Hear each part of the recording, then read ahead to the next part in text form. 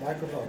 So now we are talking about the argument of Korach against Moshe, that he wanted to depose Moshe and Aaron. And why? Because Moses said to the Jewish people when they didn't want to go into the land of Israel, he said to them, you're making a big mistake. The main thing is not sitting in the desert learning Torah like you want to. The main thing is doing the commandments. And Korach jumped on that. And he said, oh, Moses, if the main thing is doing the commandments, then everyone's equal. If the main thing is learning Torah, then you're greater than everyone else. But if the main thing is doing the commandments, then everyone is equal and you have no right to be the king. You can't tell us to do things we don't want to do. Because everyone is equal. Isn't there a problem with, because one of the things that Korach came to Moshe was, with the complaints that we're all wearing, they all came with talits of chelet. And the argument was, do I have to have a thread of chelet, or is the whole talit, no, is the whole talit good because it's all chelet? And that was not kosher. It was not the commandment. The mitzvah is to have one thread. So what's the point? That where was Korach even coming forth saying that I know how to do the commandments? He didn't even know how to do the commandments. No, what Korach wanted to say, he wanted to make fun of Moshe. He wanted to say, Moshe, you want to be like one string of techelet. And you want to say that everyone else is just like white strings. In other words, you're totally different from everybody else. Right? But now the fact is that everybody, all the Jewish people, we were all Mount Sinai, we're all unique. We all received the Torah. So you can't say that your one strand is going to exempt, right, a garment that has everything is made of techelet, that one strand is going to exempt it. The same thing he said, a house that's full of books of Torah, does it have to have a mezuzah on the door? So Moshe said, yeah. So that doesn't make any sense. Why should it have a mezuzah on the door? Why should the house is full of books? Shema Yisrael, the things that are written on the mezuzah, it's written 100 times in these different books. Right? Why do you have to have one book as special than the other? All of them are the same. He wanted to point out to Moshe that you are the same as everybody else. You're not any different than anyone else. Well, in which case then his argument is with Hashem, not with Moshe. It's Moshe, it's Hashem's commandments. It's Hashem's commandment to put a thread of chelet. His arguments are false. So where does he get off the right to call himself a big leader?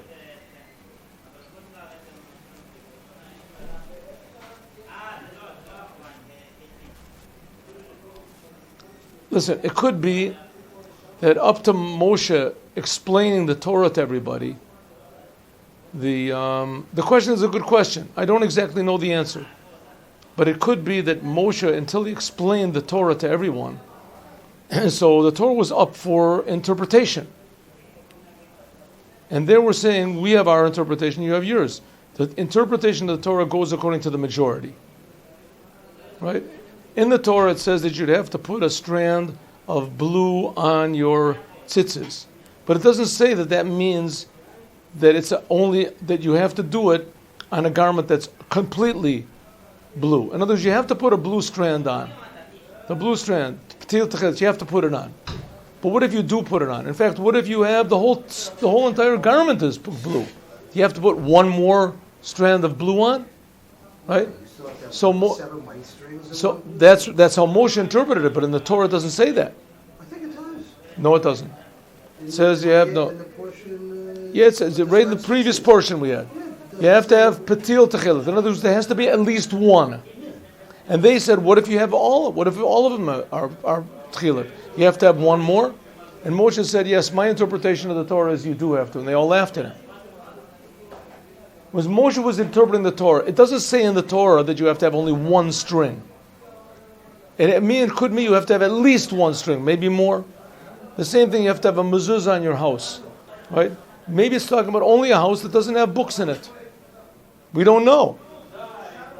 And now Korach gathered all of the wise men. It says Rashi says that Korach convinced all the Jewish people, all of them. He went around the whole night and called everybody against Moshe. So the law is that the law goes according to the majority. Korach said, I have the majority. Right? What do you think? A house that is filled with books, it has to have a mezuzah on the door or not?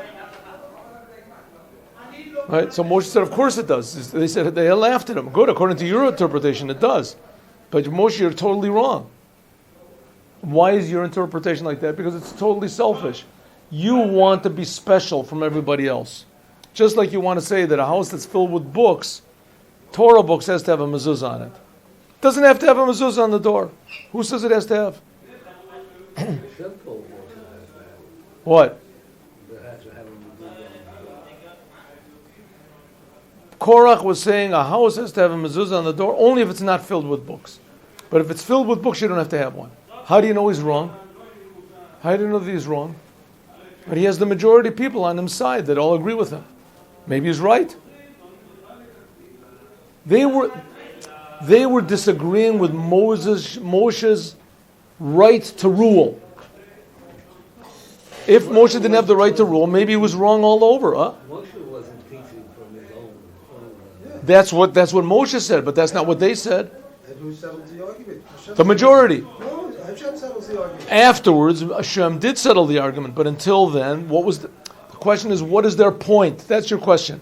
How could Korach say such a stupid thing when it was against the law? Well, the law was being decided now. Right? They were saying, Moshe, you do not have the right to lead the Jewish people, and you don't have the right to determine the law also. You don't have the right. Who are these 250 leaders? It says Rosh Sanhedrin. It says they were the heads of the Sanhedrin. Because a lot of the teachings that I've come across says that they were all firstborn. A lot of this has to do with the... Look at Rashi. You have the Chumash over there. It says Rashi says Roshi Lakach Matayim Ve'esrim Roshi Sanhedrin. That's what Rashi says. Huh? Here it says.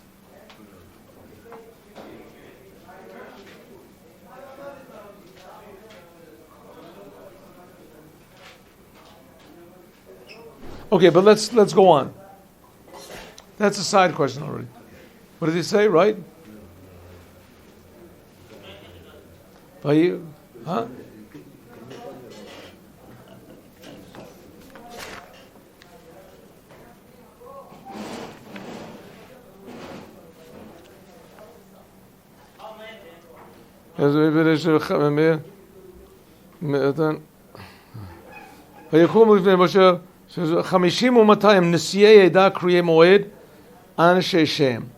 He says, where do you have Rashi over here?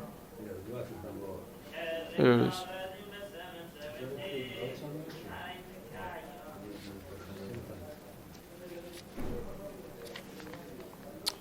He says in the beginning,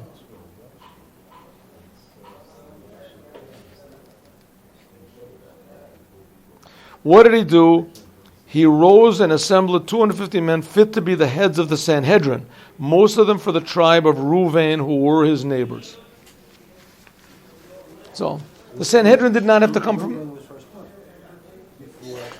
No, that was the Reuven. No, Reuven was the tribe. It was the tribe of Reuven. Reuven was originally supposed to be the firstborn. They were supposed to be... That's a side thing. That's a side thing. It has nothing to do with it. Okay. But no, he didn't take I understand. He didn't take the firstborn. No, he just took people who were geniuses. The Sanhedrin did not have to be composed of any one particular tribe, and there didn't have to be a representation from every tribe. The most fitting people, they were the Sanhedrin.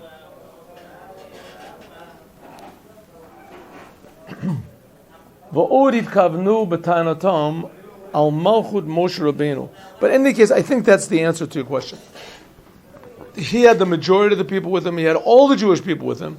And they said, listen, Moshe, we're going to decide the law. And they asked Moshe a couple of questions, which he knew what the answers were. He knew what Moshe was going to say. That one string, you have a garment that's all chelet, you have a house that's filled with Torah. You have to put a tzitzis, you have to put a strand on it, and you have to put a mezuzah on the door. He knew that Moshe was going to say that. As soon as Moshe said it, everybody laughed at him. So it doesn't make any sense, Moshe, what you're saying. Right? Think about it for 1 second. They wanted to go more according to their intelligence. They didn't want Moshe to be a king. That's the point. Moshe cannot tell them what to do. That's the law. They didn't want that. Well, certainly Korach. They wanted to be more, what? Korach didn't want to be the king. Korach didn't want to be a king. He wanted to be a leader. He was a really rich. Rashi says he didn't want, the Rebbe says he doesn't want to be a king. He wants to be a leader. Right? Like in America. In America. No kings in America. No such thing. Right? It's a disgusting word. To have a king in America, what are you talking about? Right? In that aspect, that's why the French were very disappointed. They thought that the Americans would follow after them because they deposed the kings. But they deposed the kings for democracy. And America deposed the kings for they wanted a republic. Oh, it's not important. Let's go. Daled. Od hitkavnu b'tainatam. Also, they include, we're on page 32. Also, they intended with their claims Al Malchus Moshe Rabbeinu, on the kingship of Moshe, Hakesher shebein Anshe Medina, Lebein Malchut, the connection, the relationship between the people of the country and the king, Eino Dome Lekesher Acher. It's not comparable to any other type of attachment. The dugma, for instance, Kesher shebein Talmid L'Rabbo, the attachment between our pupil and his teacher. Kesher zeu rak lagabi otam inyanim shel Torah, shehu zakuk lekabalat mirabo. A pupil and a teacher. A pupil is connected to his teacher only in matters of Torah. Aval kesher, but the attachment. Okay, with me, Felix. See, first one in line is mirabo. Mirabo. A little bit further down. There we go. Aval. A kesher, the connection between the people of a country and the king, who bekal mitziuto, is in all of his being. The king rules over you totally, not just over your mind, not just over your actions. The king rules everyone totally, 100%. If the king comes up to a rich person and says, you are no longer rich, you are poor, that's it. He's poor. If he says your name is no longer Gross, it's now Klein, that's it.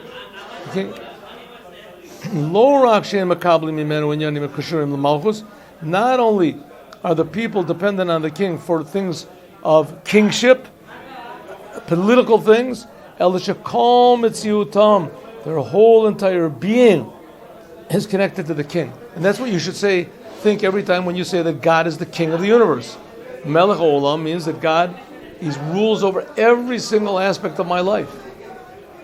That's what it's supposed to be. A dugma, for instance, like it says in the Gemara, Al Echad, on a person, there's a Gemara in Chagiga. Al Echad, once there was a person, we're on the top of the next paragraph here. Al Echad, on a person, Shemachva b'machog, that made a gesture, Kami Malka, in front of the king.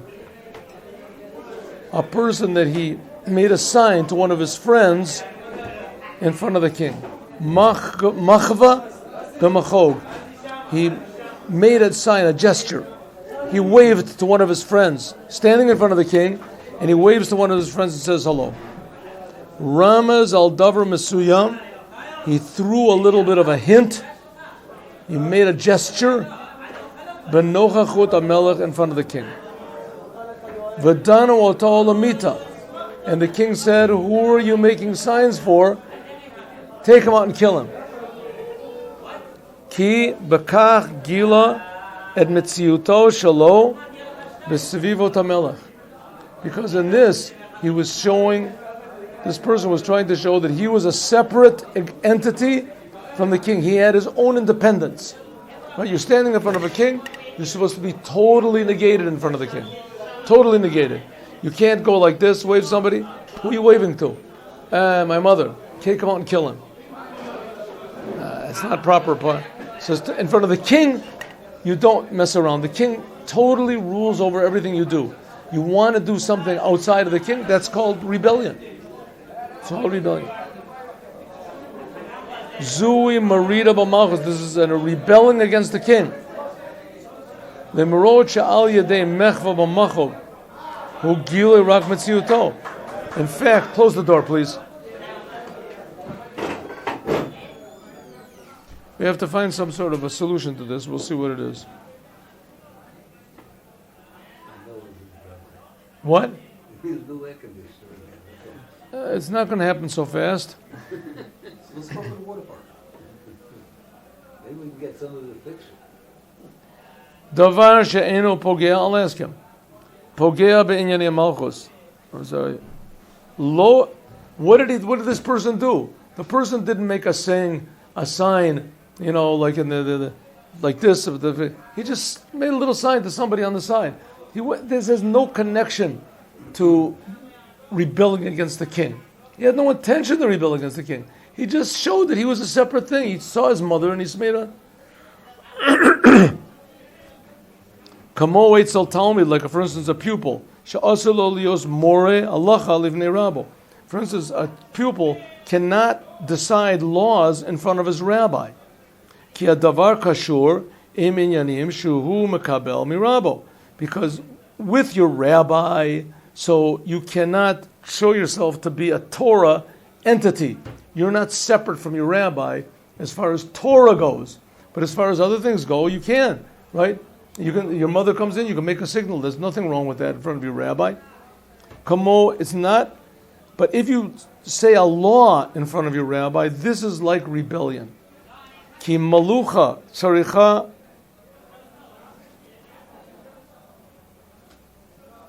Lechabek. This. Do you have a question mark here? That's wrong. It's a printing error. Ki malucha tzarich lechbok et kol metziuto, because kingship has to embrace the whole existence of every single person in the country, even in the most simple things. This is even moving your hand. This is already considered to be rebellion. So it was Eitzel Moshe Rabbeinu. Sha'al yedei hitnasuto kibu b'nei Yisrael et yado al yado lo rak hasagod nalot b'yit keduma. That's what Moshe Rabbeinu was. Moshe was not just a teacher. He was a teacher. But he wasn't there just to teach the Jewish people Torah. Elagam kol yanim. But everything of the Jewish people depended on Moshe. This is a hard thing to accept. Hard thing to accept. Ad le'inyanim pshutim biyoter. Until the most simple things. Everything depended on the king. V'kein ugam b'hitpashtut Moshe b'kol dor. And so it is in the representative of Moshe b'kol generation.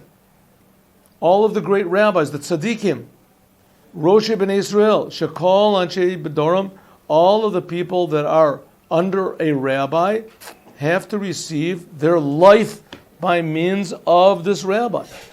That's what it says in the second chapter of Tanya. The rabbi is not just supposed to be, that's why it's so important that rabbis have to learn Kabbalah, at least a little bit. Because a rabbi is supposed to be a person that is not just teaching you your religion and you go home. The rabbi is the representative of your creator.